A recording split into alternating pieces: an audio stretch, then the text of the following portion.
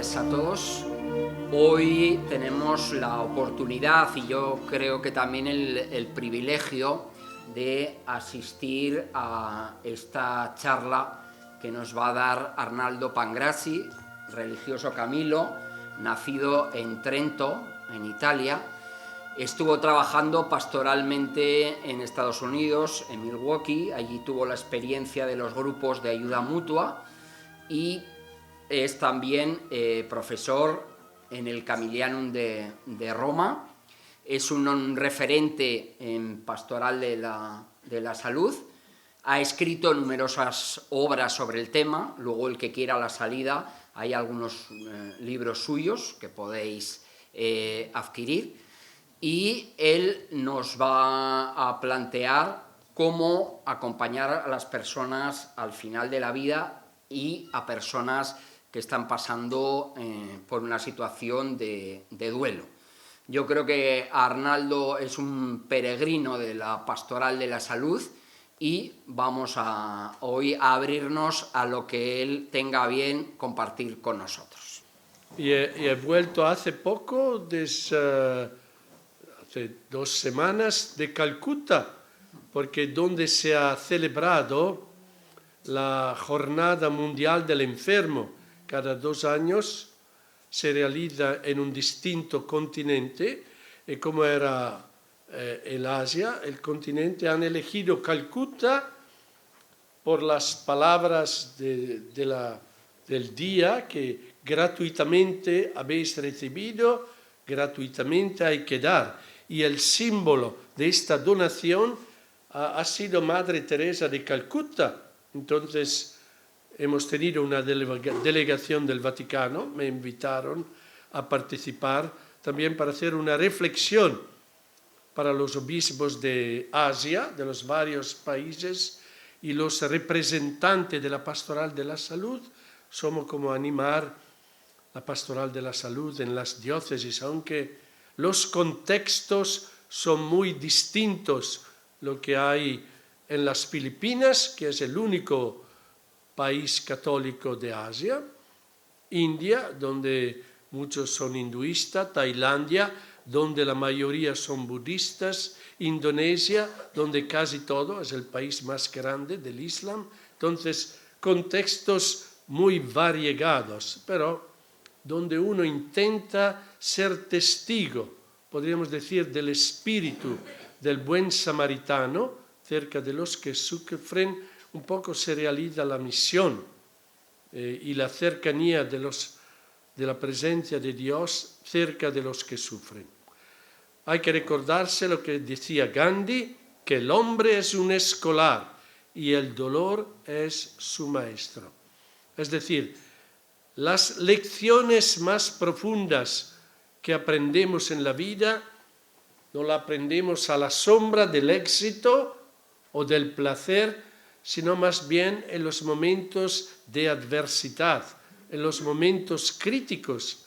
Y claramente la enfermedad o el morir, tal vez el duelo, es uno de estos momentos. El dolor nunca lo amamos, pero el dolor se puede transformar en un lugar de purificación de valores. Tal vez un camino hacia la autenticidad y la transformación interior.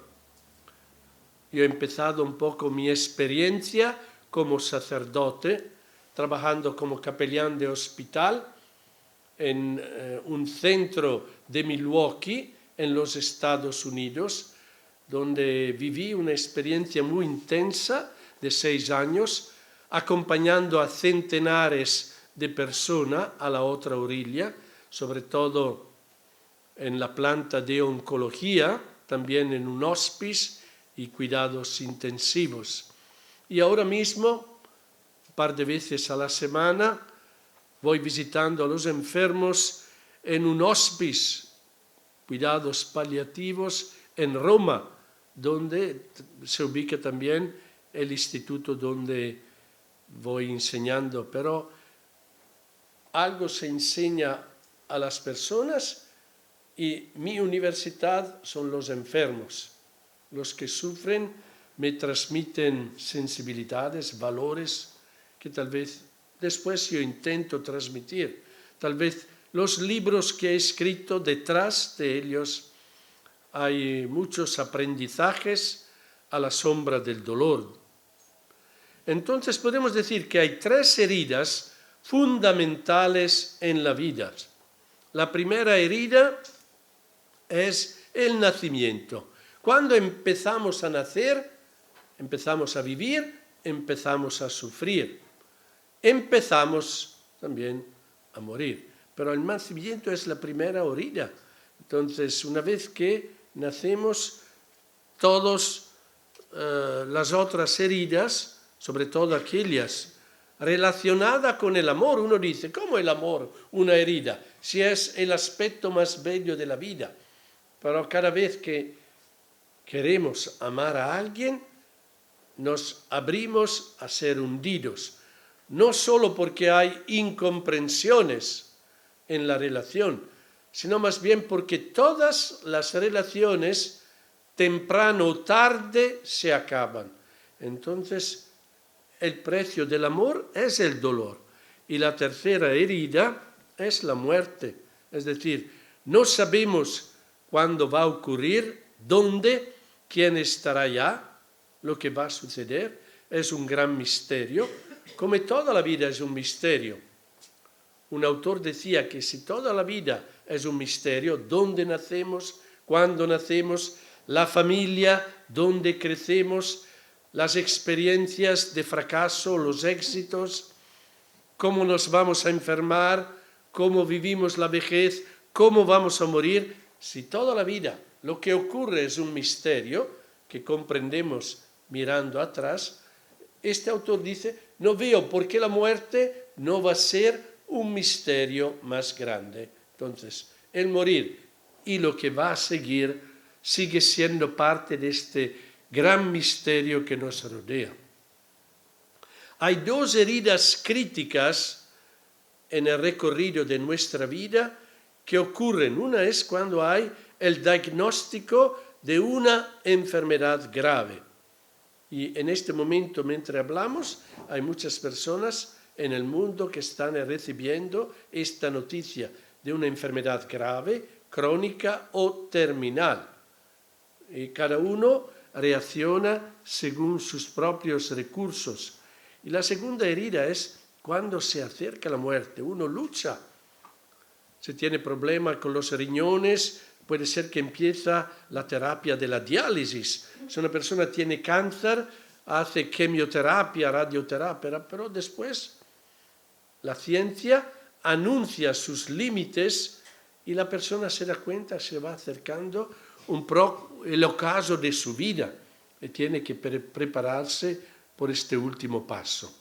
Entonces, un desafío particular hoy en día es el arte de comunicar malas noticias.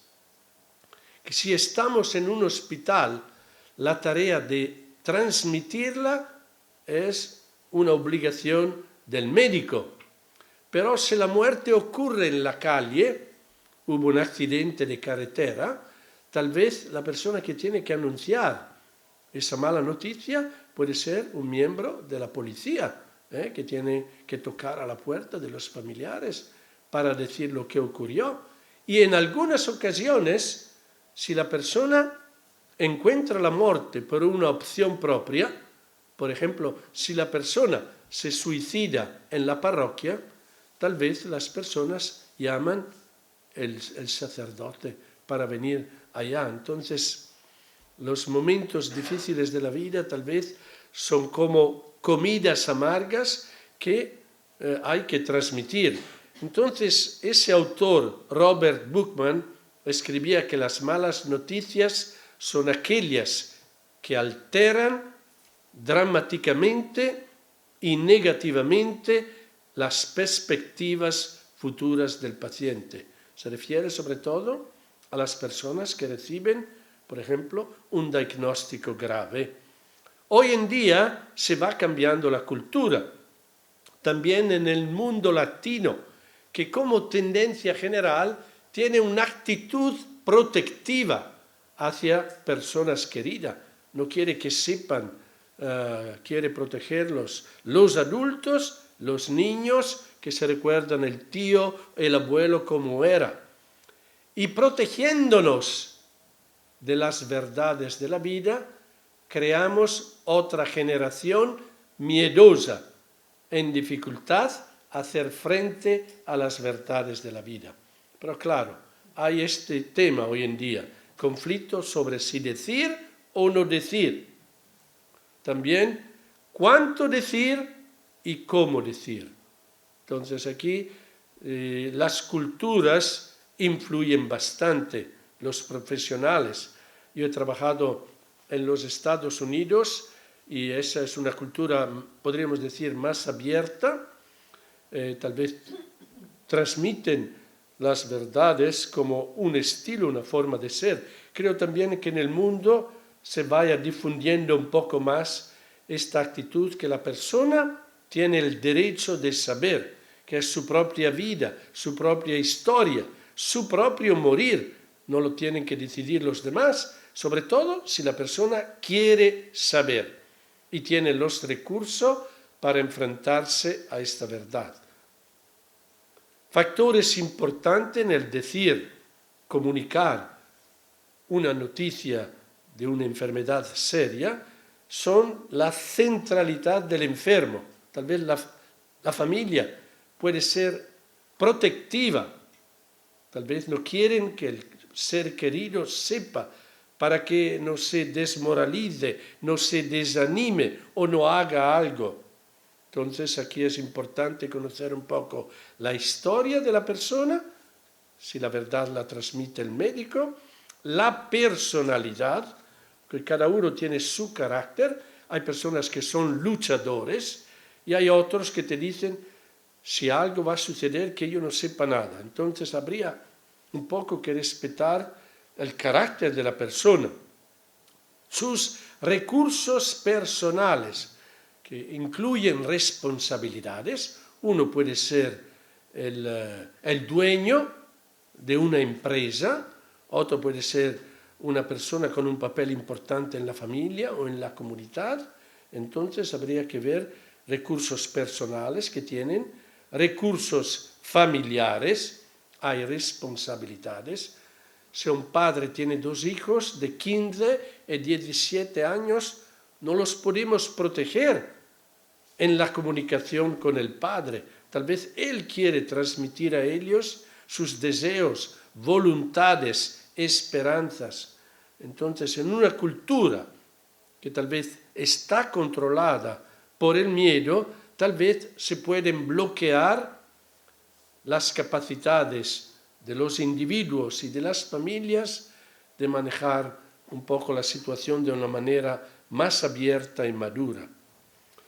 Entonces, el proceso de comunicación de una enfermedad grave o de un diagnóstico serio incluye saber comunicar esta noticia con delicadeza, que no hay que echar una bomba y escapar de la escena. Si una persona insiste, pero doctor, tiene que decirme lo que tengo, uno no puede decir, bueno, usted tiene cáncer, traiga sus conclusiones y marcharse. Es echar una bomba y desaparecer. Hay que decirlo con delicadeza, con humanidad. Hay que decir la verdad con gradualidad. No se puede poner un destino. La persona no es un dado estadístico. Entonces no le podemos decir que va a vivir 3 meses o 6 meses. Yo he trabajado con personas que tal vez han recibido este diagnóstico, va a vivir 5 meses, se han preparado, se han liberado y después han vivido casi 2 años, estaban enfadados. Cada uno de nosotros tiene recursos distintos para enfrentarnos a las adversidades, por lo cual hay que decir la verdad con gradualidad, como a un niño. Cuando el vaso está lleno no hay que ir añadiendo demasiado. Poco a poco, según la capacidad de la persona de absorbir la información. Y hay que transmitir la información con esperanza, es decir, si una terapia no ha dado los resultados esperados, No hay que ir, ahora intentaremos hacer esta otra terapia, o si no hay esperanzas científicas, hay que ir privilegiando y cultivando otros tipos de esperanzas sobre los cuales vamos a hablar dentro de un rato. Pero transmitir también las malas noticias manteniendo la mente y el corazón abiertos a formas distintas de esperanzas. Entonces, cuando hablamos de humanizar la enfermedad, humanizar el morir, humanización es saber acompañar, que me parece acompañar desde el latín, compartir cum panis, compartir el pan, es decir, caminar con las personas que viven una cierta experiencia de sufrimiento. Y aquí estas imágenes nos recuerdan distintas facetas del dolor que puede tocar a los niños, a los adultos mayores y a cualquier persona. Entonces, cuando nosotros como amigos, familiares, miembros de la comunidad, profesionales, nos acercamos a las personas que sufren, hay que recordarnos que la persona no es solo cuerpo, pero sí tiene su biografía física. Y tal vez la primera motivación para ingresar en un hospital es que nuestro cuerpo no funciona. Hay un órgano o algo que nos produce malestar. ¿Cuál es el problema? Que tal vez los profesionales dedican toda su atención solo al cuerpo enfermo. Entonces es como si la persona tiene un gasto en su coche, lo lleva al mecánico para dejarlo ahí, que lo arregle y volver a recoger el coche arreglado.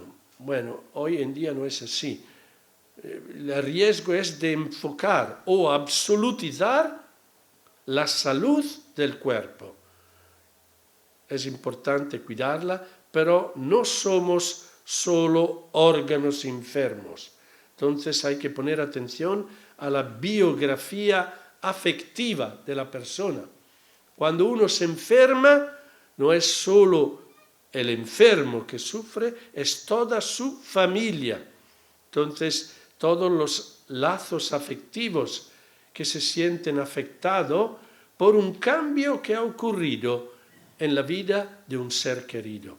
Entonces, claro que el núcleo central en la vida de la mayoría de las personas está representado por la familia, entonces no hay que evitarlos, no hay que considerarlo una intrusión, son parte del cuidado, son las personas más importantes en la vida del enfermo. En tercer lugar, hay que recordarnos que cada enfermo tiene su manera de pensar, su manera de reflexionar, de recordar, programar. Si vamos a visitar un anciano, nos habla de sus recuerdos, cómo era hace 50, 70 años. Vuelve atrás también las personas que han perdido seres queridos. O si vamos a un joven, está preocupado por la escuela, por ir a la universidad. O vamos a un niño, nos pregunta por qué tengo que sufrir. Entonces, la biografía de la mente. Hoy en día, una de las tareas de los profesionales es informar a los enfermos. Tal vez tienen que firmar por hacer una intervención quirúrgica o hacer una experimentación farmacéutica. Entonces hay que saber. La persona quiere ser informada. Después cada uno de nosotros tiene su biografía social que está representada por los cargos que tenemos. Cada uno de nosotros puede tener varios papeles en la familia. Quien es padre, madre, hermano, hermana, tío, abuelo. O tenemos roles sociales. Quien es un mecánico, un carpintero, un asistente, un trabajador social.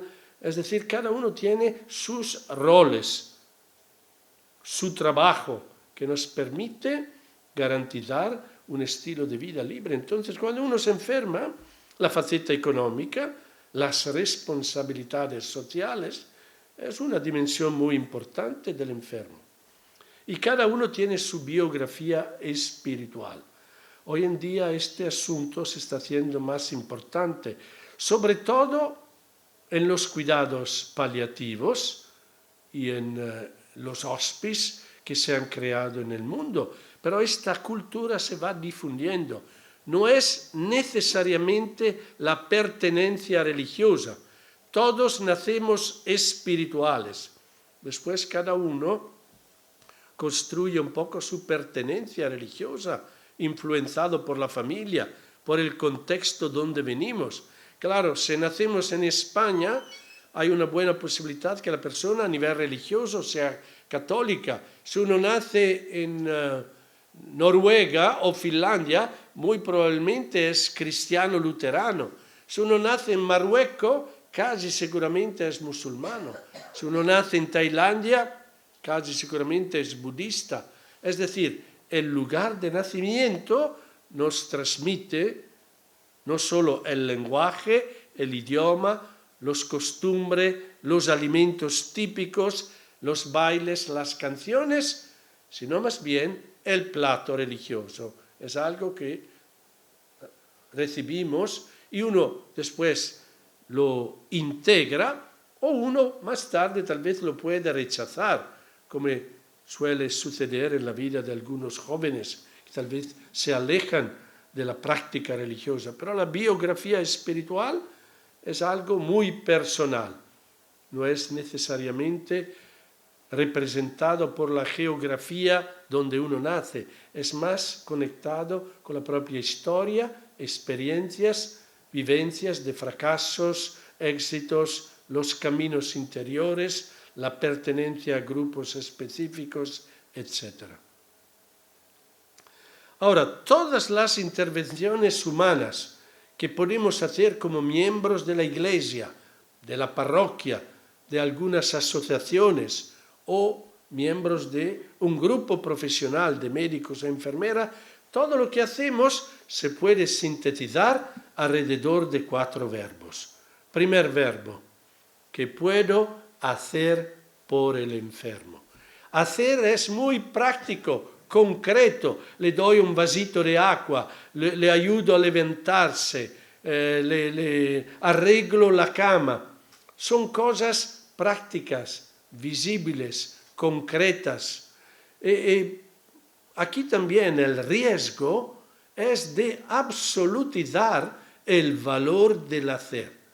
Entonces, multiplicar acciones, intervenciones. Y hay personas que desde la mañana hasta la noche corren, participan en 7 grupos distintos de voluntariados y están intentando de hacerlo todo. Esa actitud en la Biblia sería representada por Marta, cuando Jesús va a su casa, que después de la comida se preocupa de lavar los platos o limpiar el suelo. Y Jesús le dice, no, María ha elegido la parte mejor, porque él no se quedaba por una semana, solo una horita. Los platos le puedes hacer más tarde. Sentámonos, charlamos, hablamos, pero estaba demasiado preocupada con el hacer. Segundo verbo, muy importante, que puedo comunicar al enfermo. El arte de la comunicación. Entonces es aquí donde hay que potenciar nuestras capacidades de relacionarnos con los demás. El dolor y la soledad se alivia expresando lo que ocurre en nuestra mente, en nuestro corazón. Entonces hoy en día se necesitan, por ejemplo, buenos escuchadores, no buenos predicadores. Buenos escuchadores, que es un arte que tal vez tenemos dificultad. Se habla mucho, saber escuchar, pero no es una práctica. Entonces, la cercanía al enfermo pide mucha humildad. Hay que ingresar con mucha discreción, permitiendo al otro de ser nuestro maestro.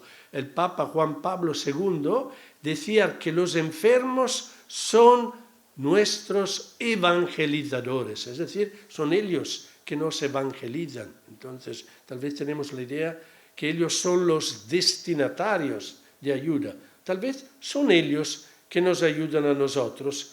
Yo voy al hospice y hay una mujer que siempre sonríe, aunque tiene un montón de dolores.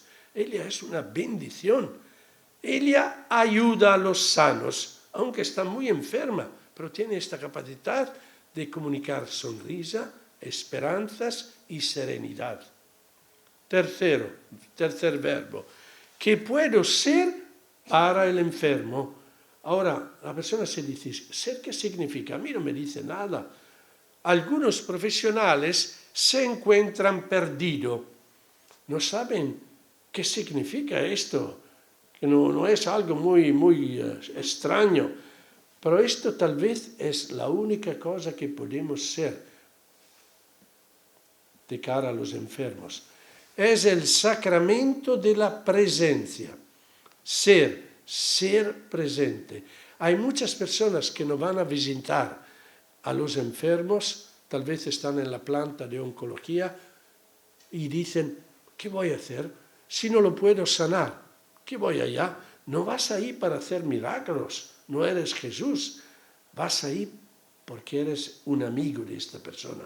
No necesitas hablar de la enfermedad o del morir, puedes hablar de las personas al trabajo, de lo que ocurre en la vida, pero estas personas tienen el malestar de no tener soluciones al dolor. Entonces no van, y cuando la persona muere le envían un montón de flores a una persona que muchas veces nunca ha recibido una flor en su vida. Es una manera para llenar su sentido de culpa. Entonces el ser, hay que ser nosotros, ser abierto, ser presente, ser auténtico, ser paciente, todo lo que se refiere al ser. En la tradición cristiana, ese verbo ha recibido su más grande consecración por parte de la Virgen María, a los pies de la cruz, que no es una mujer que grita contra aquellos que han crucificado a sus hijos, que tenía solo 33 años. Es una madre en silencio que representa el amor presente. Y si vamos en varios hospitales de niños, donde la ciencia ha anunciado sus límites, lo que podemos hacer es solo acompañar, tener la mano, tocar la persona, rezar, estar en silencio. Entonces aquí es donde tal vez en una sociedad que valora el hacer, valora la productividad, el ser, estar desnudo, el vivir la impotencia, por muchas personas es un drama.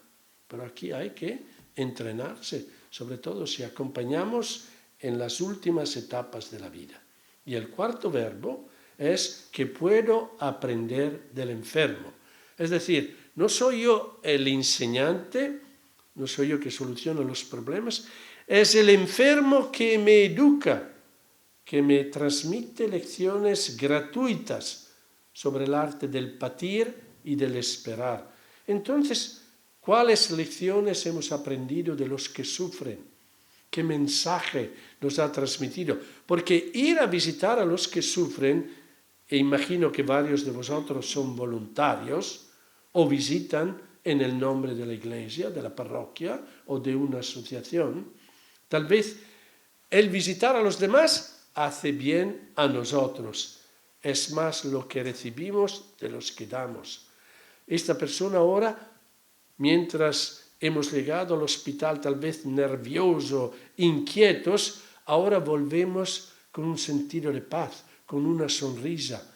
O hemos relativizado un problema que teníamos a la luz de los encuentros que hemos realizado con los enfermos. Entonces, cada uno es un enseñante, es una universidad gratuita sobre el arte del vivir y del esperar. Ahora, según vosotros, ¿cuál de los 4 verbos sería el más importante? ¿Con el cual de los 4 empezamos? A ver, ¿cuál sería la secuencia ideal? No estamos en la urgencia, estamos en una planta normal o con los ancianos visitando en un centro de ancianos. ¿Cuál sería el primer verbo? La base de todos los demás. Ser, correcto. El primer verbo es el ser. La presencia. Si no vamos a visitar, no ocurre nada. Entonces, primero, hacerse prójimo de quien sufre. Esta es la actitud del buen samaritano, que se paró. Encontró el malherido y se paró para involucrarse. Quindi, primero, lo que llamaríamos el sacramento de la presencia. Segundo verbo importante, después de la presencia, ¿cuál sería? Comunicar. Diálogo. Nos presentamos, soy el padre Arnaldo, o me llamo Rosa, ¿usted cómo se llama? Empezamos a dialogar.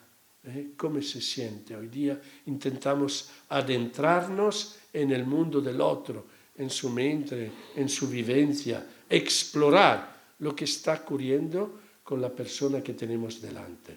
Entonces, segundo verbo, empezamos a comunicar. Tercer verbo, ¿cuál sería? Después de la comunicación, aprender, correcto. Porque comunicando, ahora intuyo quién es esta persona. Es una persona, es un viudo, es un padre de familia, es una mujer viuda, es una persona que ha tenido muchas heridas en la vida, es una persona que se ha casado, es un estudiante de arquitectura. Es decir, empiezo a comprender quién es esta persona que tengo delante de mí.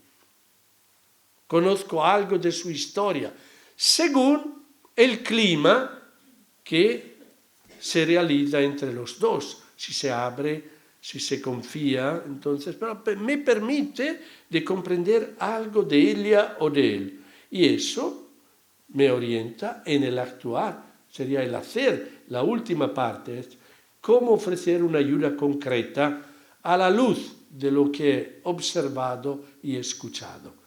Eso sería, no importa si soy un cura, si soy un voluntario, si soy una enfermera, si soy un miembro de la familia, para todos estos 4 verbos son los esenciales. Y la sabiduría de la persona, se trata de un médico, psicólogo, trabajador social o enfermera, la sabiduría es saber cuál verbo en los distintos momentos de la relación es importante realizar. Claro que un verbo importante es cómo comunicar. La escucha que sana.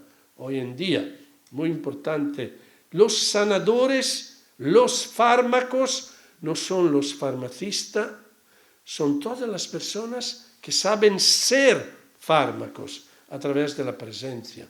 Entonces, la escucha es una calidad que hay que ir cultivando, profundizando de cara a personas que necesitan nuestra presencia. Epíteto, que vivió hace 2000 años, decía que Dios nos ha dado 2 orejas y solo una boca para aprender a escuchar el doble y hablar la mitad. Bueno, la verdad es que la comunicación está imprimida en la anatomía de nuestra cara. Es decir, Dios nos ha hecho con 2 ojos, 2 orejas y una boca.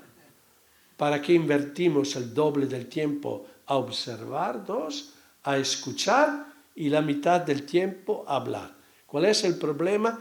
Que muchas personas se relacionan como si tenían 3 bocas, dan un montón de prédicas, sugerencias que el otro no necesita o no quiere, tienen solo un ojo, observan poco y han perdido las orejas. No escuchan al otro, escuchan a sí mismo.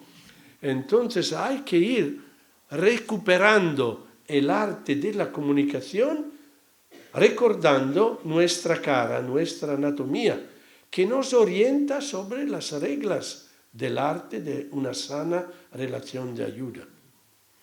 Entonces, la comunicación sanadora de cara a las personas que viven un tiempo de dificultad, en primer lugar, requiere la capacidad de acoger, escuchar y comprender las heridas del otro.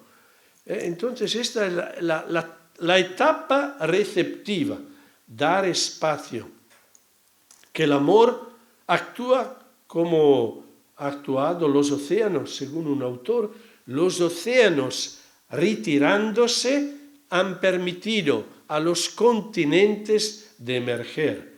Entonces, esto es la escucha, permitir al otro de emerger, no estar nosotros al centro, protagonista, que sea él o ella, según los contextos.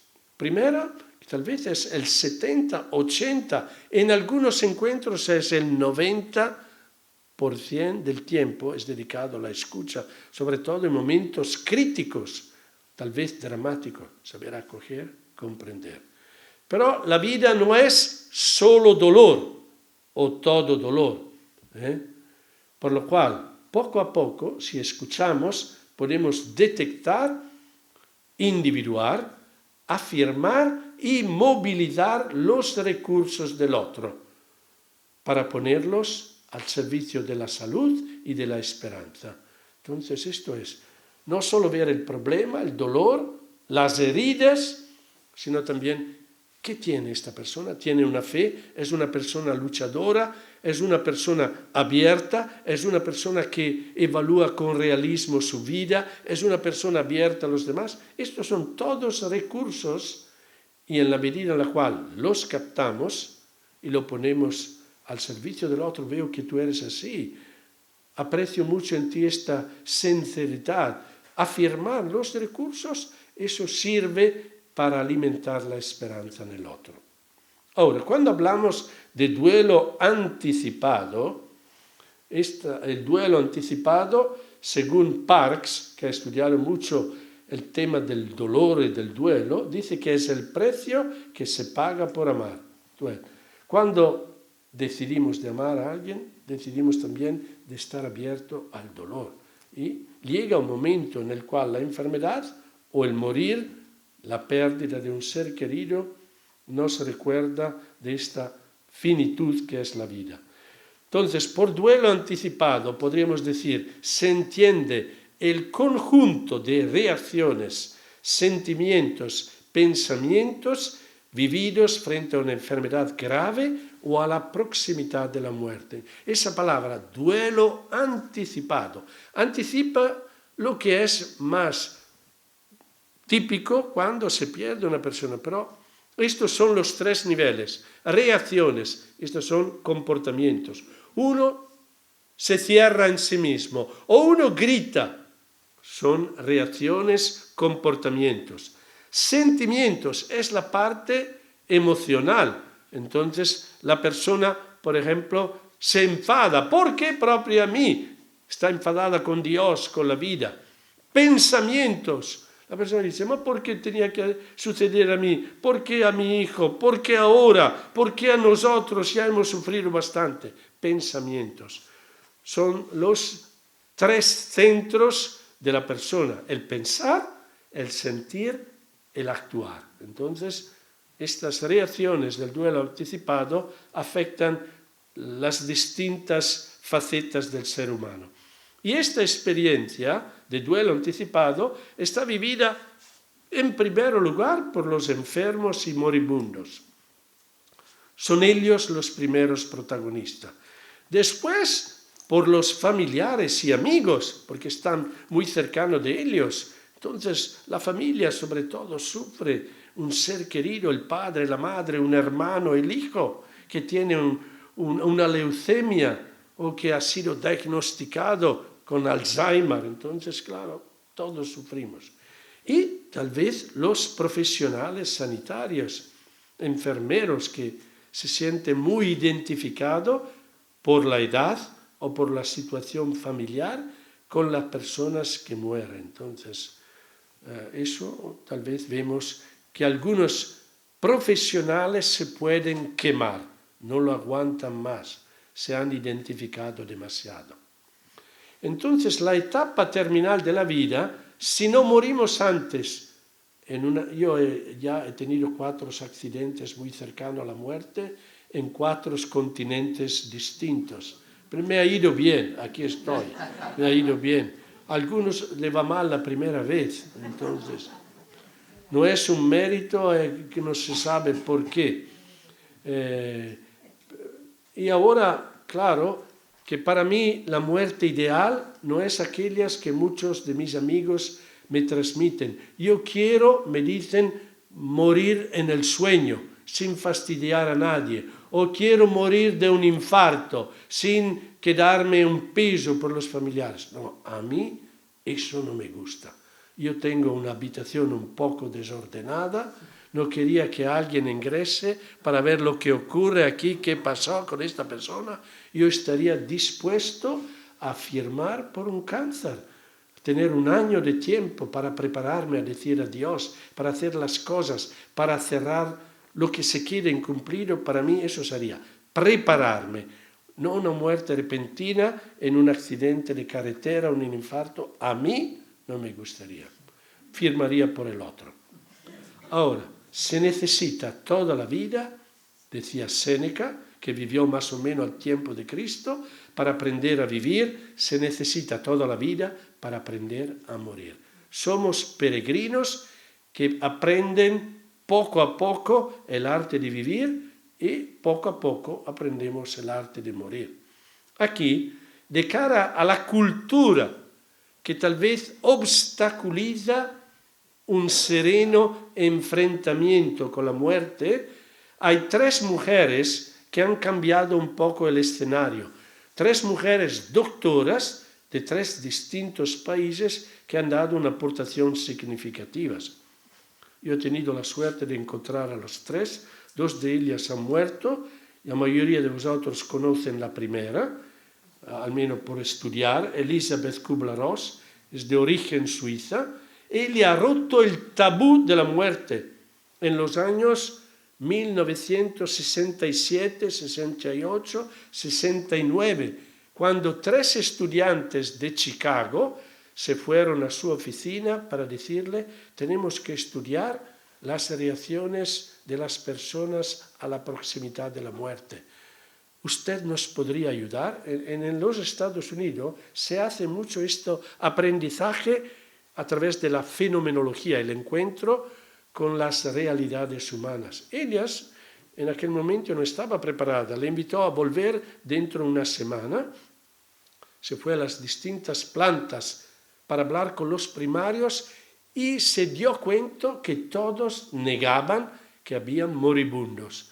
Entonces ella se fue entrevistando a las personas y después de centenares de estas entrevistas elaboró algo que voy a recordar muy rápidamente, pero rompió el tabú de la muerte. La segunda mujer se llama Cecily Saunders, es de Inglaterra, ella también murió hace 3-4 años, es la fundadora de los hospices, de los cuidados paliativos. Ella se enamoró de un prisionero polaco que escapó durante la Segunda Guerra Mundial, pero después se enfermó y ella lo vio sufrir un montón porque en aquel tiempo no había morfina y todos los recursos que tenemos hoy. Había estudiado para ser enfermera, trabajadora social, médicos y farmacista. Y entonces empezó a hacer experimentaciones y desarrolló un poco la manera para resolver el dolor, pero no solo el dolor físico, el dolor total, psicológico y espiritual. Y creó el hospice, donde ella murió, en el mismo hospice en Londres. Entonces ella está conocida por este aporte muy importante en la medicina, que son los cuidados paliativos. He participado hace 3 meses al encuentro anual en Italia, el congreso anual que se hace en noviembre. 1.400 personas. Yo me quedé impactado, porque la mayoría eran entre 30 y 40 años. La mayoría de ellos médicos y enfermeras que trabajan en los cuidados paliativos, donde hay un acercamiento global, no solo físico el enfermo, psicológico y espiritual, se sienten atraídos. Un fenómeno que ha cambiado bastante la manera de asistir a los enfermos terminales. Pero aquí me parece que he individuado que hay Emma, que me hablaba también de los cuidados paliativos para los niños también en el tiempo de la maternidad crítica, cuando pueden morir. Cómo ayudarlo a completar, a llevar adelante el niño y no abortar, porque no hay esperanza. Entonces, todo un proceso que se va también desarrollando en el mundo. Y la tercera mujer, es la única que es viva de las tres, es de origen polaca, se llama Krystyna Puchalski, y ella se enamoró también de un estudiante cuando se fue a los Estados Unidos, que fue diagnosticado con una leucemia, y este joven pedía a los médicos norteamericanos, mientras hacían la quimioterapia más agresiva, ¿por qué tengo que morirme? Yo tenía muchos sueños. Hay una vida más allá de esta vida. Pero ellos, los médicos, negaban de tratar estos temas y seguían con la quimioterapia. Murió y ella se dio cuenta, no se puede morir así, donde acuden a tu cuerpo y descuidan tu mente y tu alma. Y entonces ella, que es una, me parece, franciscana laica, es una doctora, ha creado el George Washington Institute de Medicina y Espiritualidad, enseña en varias partes del mundo. Por ejemplo, en Italia viene en Asís cada año para hacer una semana intensiva sobre la espiritualidad, cómo detectar la dimensión espiritual de los enfermos terminales. Ella quiere sobre todo que los médicos vivan su profesión como una misión, que no es solo hacia el cuerpo, sino hacia la globalidad de las personas. Bueno, voy a decir algo sobre una de ellas, Elizabeth Kubler-Ross, que ha desarrollado a la sombra de muchas entrevistas las 5 reacciones del enfermo terminal. Primera reacción, negación. Muchos se quedan allí, solo negación, también en mi familia, con mis tíos. Yo había ofrecido a mi tía, no, hablamos, o vengo a celebrar una misa, no, que no se dé cuenta. Entonces, negar. Todos saben y todos niegan. Ninguno habla. La persona pide, pero ¿por qué tengo que hacer esta terapia? No es así que te vas a sanar. Haciendo esta pregunta, piensa comer. Y después las personas mueren y yo me encuentro a manejar muchos sentidos de culpa, porque los familiares tenían miedo. El miedo de hablar, entonces negación. Tal vez las personas empiezan a expresar cólera, enfado, porque a mí, porque ahora, porque a nosotros, esto no es justo, porque Dios no escucha. La cólera hacia la vida, hacia Dios, hacia los médicos. Después, negociación. Muchas personas que dicen, oh Dios, si me sanas, voy a volver a la iglesia. O si los médicos hacen el milagro, yo como emprendedor voy a dar 1/3 de mi dinero para la investigación. Después, si se sanan, tal vez se olvidan de los compromisos. Pero el ser humano intenta negociar su posición. Después la persona se da cuenta que la quimioterapia no da los resultados esperados, se desaniman, se desconciertan, se cierran, entran en depresión. Y después la última etapa, la aceptación, que podría ser un punto de llegada. Pero por muchas personas, o algunas, mejor dicho, algunas, sobre todo si personas maduras, con frecuencia personas que han tenido un recorrido espiritual profundo, tal vez son serenos desde el momento que han recibido una diagnosis infausta y transmiten ese espíritu de positividad, de serenidad, e intenta valorar todo el tiempo que Dios les da. Aceptación. Bueno, es útil conocer estos métodos de manejar el dolor. Hay personas que hoy en día están en cólera, maybe el domingo están deprimidos, entonces varía la situación, pero hay que adaptarse un poco al recorrido geográfico interior de cada persona. Claro que el morir desvela al hombre en toda su fragilidad y precariedad.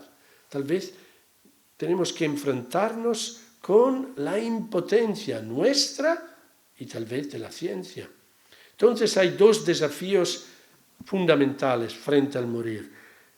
Uno es la actitud de muchas personas, ven la muerte como un problema para resolver. ¿Cómo se resuelve? O la ocultamos, la negación, ponemos barrera, que ninguno vaya a visitar la persona, o la luchamos con todos los medios posibles. Esto es la primera actitud que desencadena muchos temas éticos. La segunda actitud es vivir la muerte como un misterio. El misterio no se explica, el misterio se acoge y hay que aprender a vivirlo. Vivir la vida como un tesoro, el morir como un momento. Ahora, ¿cuáles son las consecuencias de estas dos actitudes? Cuando la muerte se vive como un problema para resolver, hay la negación, falta de comunicación entre el moribundo y la familia, entre los profesionales y las personas que mueren. O los familiares escapan de la escena, no pueden aguantar, no pueden ver que el padre se está muriendo. Van, se emborrachan, siguen intentando celebrar la vida porque no saben qué hacer. O a nivel científico es aquí donde tenemos el encarnecimiento terapéutico. Lo hacemos todo, intubamos, con la ilusión de ganarle, añadir unos días más a la vida. Tal vez el exceso, que no tiene una sabia medida de enfrentarse a la situación. O por el otro lado, lo que ocurre es la eutanasia. Entonces, si no puedo vivir, ¿por qué sufrir? Anticipamos la muerte. Le damos algo para que no sufra más.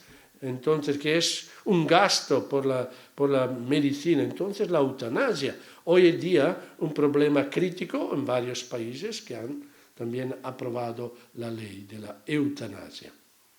Un principio budista dice que a todo lo que te resistes, persiste.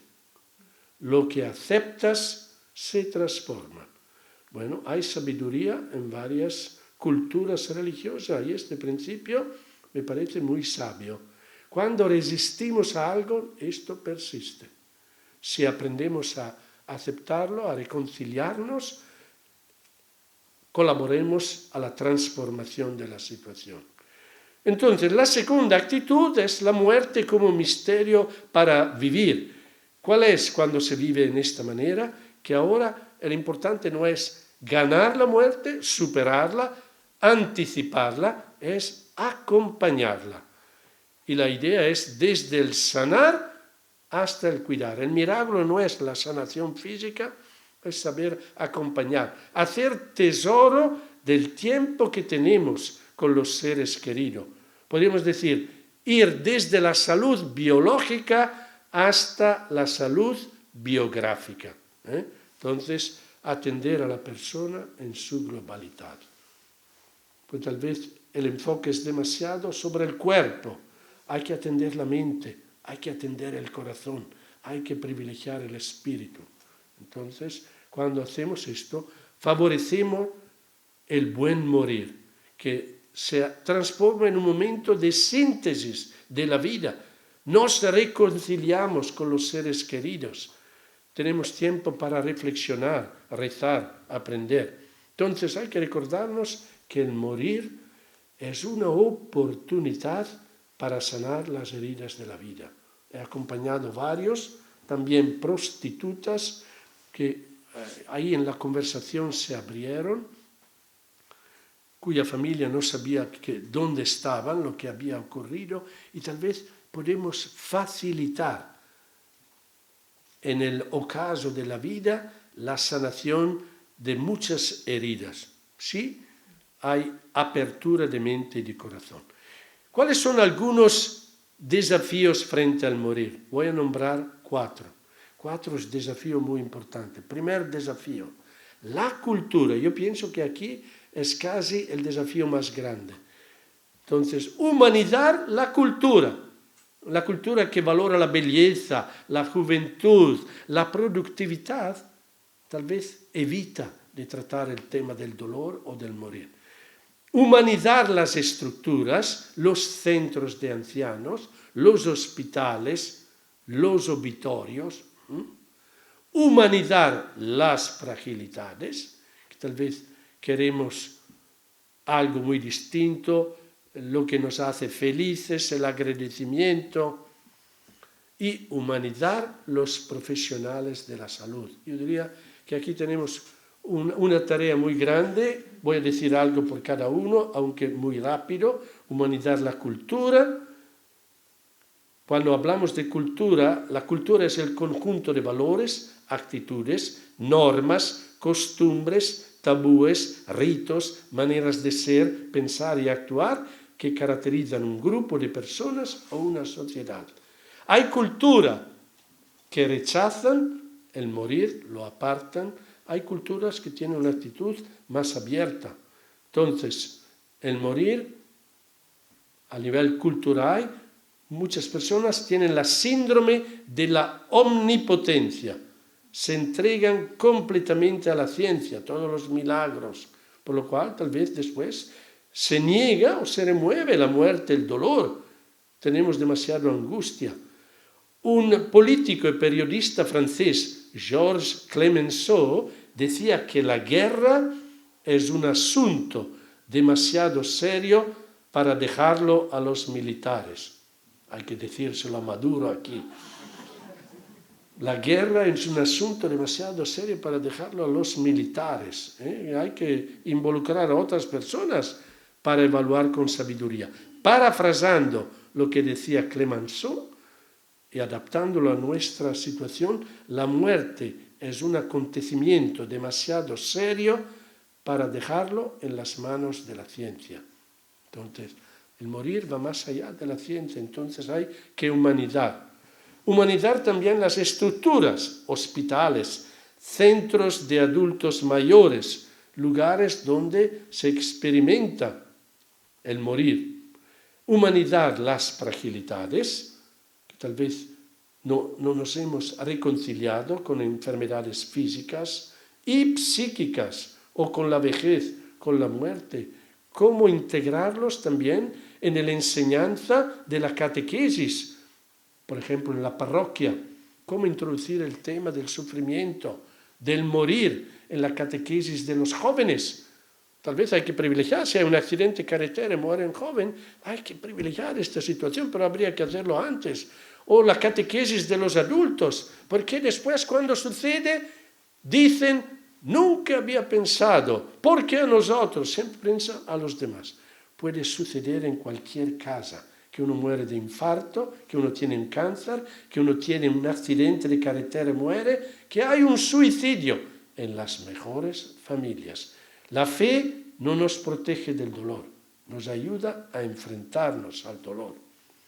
Y hay que humanizar los profesionales de la salud, conjugando calidez y calidad, dos palabras clave. Calidez tiene que ver con la humanidad, calidad con la eficiencia del cuidado. Ahora, algunas orientaciones para los cuidadores. Todos nosotros aquí también tenemos seres queridos que se están muriendo o estamos acompañando personas que viven la última parte de su peregrinación en la tierra. Hay que integrar la conciencia de la propia muerte. El hablar públicamente sobre este tema ya nos ayuda a aliviar la intensidad de algunos miedos. Habría que hacerlo también en la mesa. Tal vez yo cuando predico y hay los leprosos, no voy a hablar de la lepra, que ya no está, al menos en la mayoría de los países. Hablo del cáncer, del SIDA, de lo que ocurre que nos infunde angustia, terror. Entonces, ¿para qué lo podemos hablar después en la mesa? Y lo pongo en una manera bastante abierta. Entonces, primero, integrar la conciencia de la propia muerte. Aprender a vivir con la propia vulnerabilidad y límites. Tal vez somos en buena forma, pero llegue en cualquier momento la etapa de la fragilidad, dolores, de la dependencia de los demás. Hay que ir reconciliándonos. También las personas más fuertes, más ricas, más poderosas. Alimentar la propia motivación, sobre todo aquellos que son enfermeros, médicos, capellanes, trabajadores sociales, que tienen un papel en el servicio a los demás, hay que ir sacando la motivación para ofrecer un servicio más competente a los moribundos y familiares. Ser motivado, que uno pierde la motivación, lo hace por razones económicas, para ganar un dinero, no le interesa nada de esta persona. Pero podría ser tu padre, tu madre, no. Se pierde la humanidad. Hay que cultivar la relación de ayuda. Hoy en día, muy importante, esa competencia relacional y la competencia emotiva. Mañana un grupo, el grupo de la solidaridad, un poco trata este tema que es muy importante de cara al manejo del sufrimiento. Familiarizarse también con el proceso del duelo, porque temprano o tarde lo vamos a encontrar. Más vivimos, más tenemos que manejar pérdidas, porque la vida poco a poco nos educa a aprender a decir adiós a los bienes que hemos gozado y acumulado. Hay que aprender el arte de decir adiós. Lo que podemos hacer nosotros es ofrecer la terapia de la luz. Transmitimos luz a través de la serenidad, a través de una sonrisa, a través de un gesto. Somos fármacos, tal vez más que dar fármacos.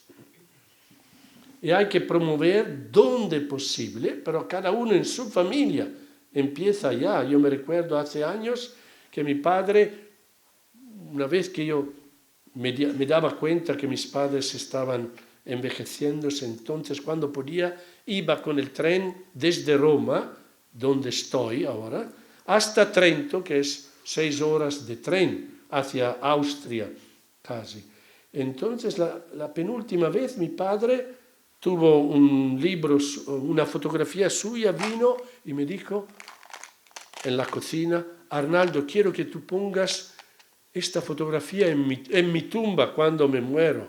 Y mi madre: cállate, por favor, eres loco, piensa vivir, que a morir hay tiempo, ¿qué pasa contigo? Mamá, por favor, te callas tú, porque el papá me está diciendo algo importante. Papá, ¿por qué te gusta esta foto? ¿Lo hice hablar? Bueno, yo voy a honrar tu deseo y voy a poner tu foto en la tumba. ¿Qué estaba haciendo? Rompiendo el tabú de la muerte. Porque mi madre pensaba, se habla, después de 3 minutos se muere. No, él va a vivir mejor, porque ha expresado un deseo suyo. Pero nos hemos fijado con estas ideas locas, llamamos falsas creencias, que nos limitan, empobrecen un poco nuestra libertad y nuestra creatividad. Entonces, en la familia hay que tocar este tema, aprovechar de las situaciones para decir un poco nuestros deseos, ayudar a vivir y a morir. ¿Cuáles son riesgos en el acompañamiento de los moribundos? Voy un poco a acabar, así que damos tiempo. Primero, preocuparse del cuerpo y no de la persona enferma. La persona es más de su cuerpo, su mente, su corazón, sus relaciones, sus valores. La conjura del silencio. Se evitan las preguntas, se cambia tema, aislando el moribundo y así perdiendo oportunidades preciosas de comunicar. Muchas personas llevan sus deseos, voluntades en la tumba, porque los demás le han impedido de hablar. Eso es triste. Sobre todo la persona tiene la capacidad de enfrentarse con la realidad. Entonces el juego del futuro. ¿Cuándo volverás a casa? Y la persona se muere después de 2 días. O el próximo verano, de vacaciones vamos a. La persona se va al paraíso de vacaciones, mueres después de una semana. Entonces hacemos este juego del futuro intentando de infundir falsas esperanzas. Frases hechas, voy a decir algunas. No te preocupes, todo saldrá bien. No te quejes, piensa en los que sufren más que tú. Hay un montón de frases que decimos, todo saldrá bien, esta es la voluntad de Dios, etc. Ahora, cuando acompañamos a los enfermos terminales, hay dos elementos de una balanza que se presenta. Por un lado, los miedos y por el otro lado, las esperanzas. No somos todos miedos y no somos solos esperanzas. Un poco del uno y un poco del otro.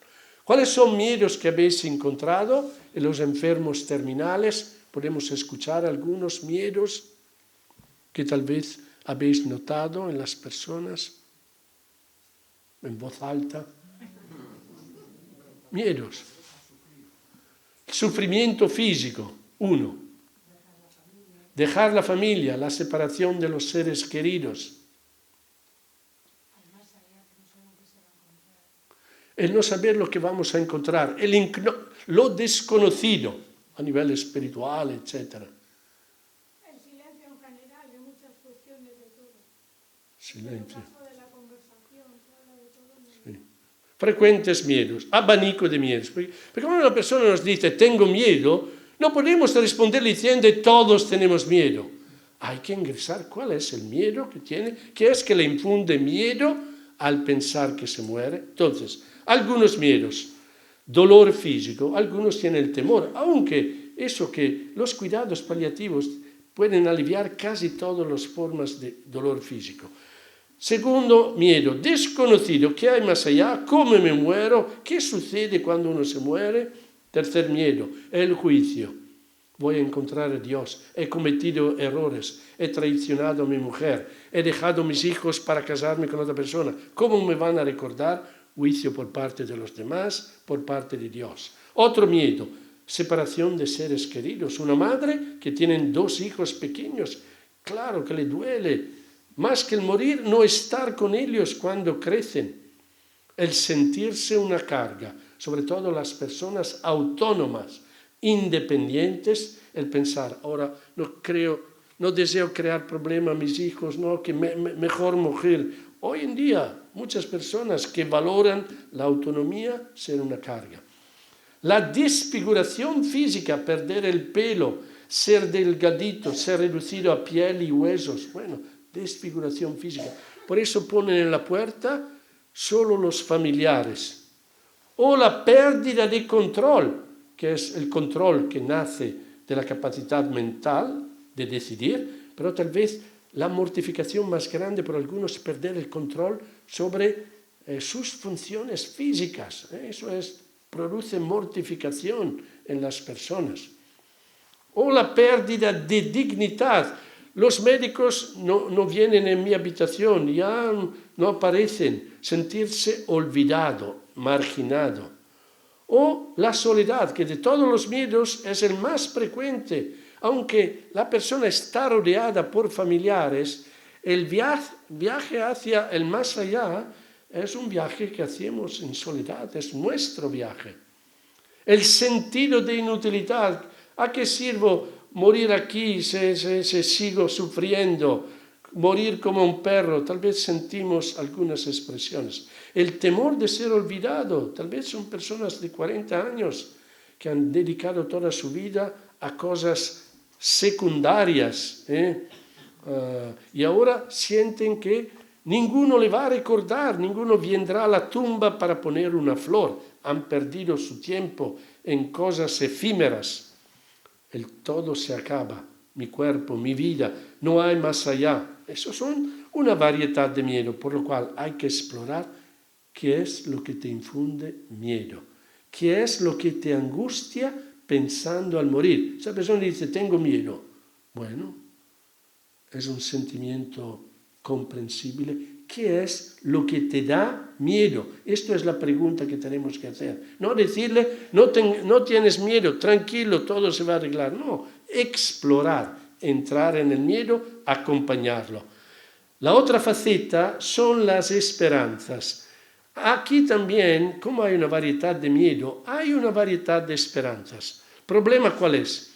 Que muchos ponen todas sus esperanzas en la ciencia, nuevas medicinas, médicos más preparados, hospitales más sofisticados,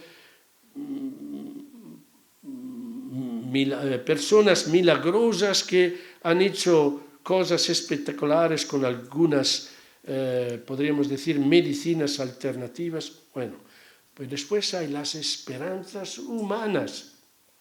Es decir, la persona quiere vivir hasta Pascua o hasta mayo, cuando se casa su hija, o hasta septiembre, cuando nacerá su primer nieto, o hasta la próxima Navidad, humanas, o quiere ver el ocaso una vez más, o quiere saludar a un hijo que está en la cárcel.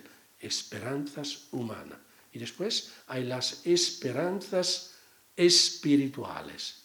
Eso tiene que ver con la fe, con los propios valores, con la espiritualidad, con la oración, con la relación personal con Dios, con la confianza que la vida aquí no es un destino, sino un camino hacia un destino. Entonces, según las personas, nosotros tenemos que acompañar la esperanza, sabiendo que no tiene solo un nombre, la sanación física, que tal vez el cuerpo se va a morir, que hay que cultivar las esperanzas humanas. Puede ser que esta persona antes de morir quiere de comer una vez más un pulpo a la gallega, entonces intentamos de dar un pequeño pulpo o un café italiano, brindámosles un espresso. Ahora, pequeñas esperanzas humanas o esperanzas espirituales, tal vez es una oración, decirle cómo la vamos a recordar, expresar gratitud por lo que esta persona ha ofrecido en nuestra vida.